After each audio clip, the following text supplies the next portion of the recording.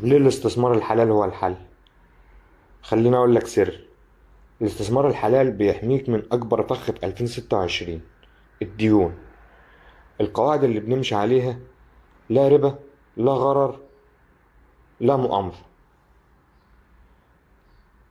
القواعد دي في الحقيقة هي الفلتر اللي بيطلع لك الشركات القوية، الشركات اللي عندها كاش، اللي عندها إنتاج حقيقي، مش اللي عايشة على القروض. لما السوق بيقع، الشركات اللي غرقانة ديون هي أول ناس بتغرق.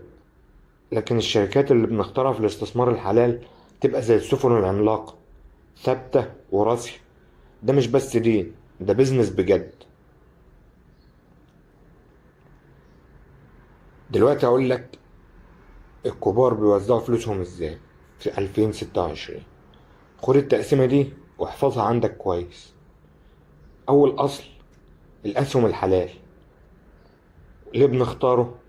بنختار شركات التكنولوجيا والذكاء الصناعي اللي ديونها قليلة، لأن دي محرك النمو. تاني أصل: الصكوك السيادية، ودي البديل الشرعي للسندات، أمان عالي، دخل ثابت في وقت التقلبات.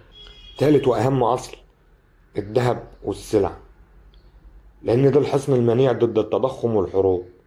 الذهب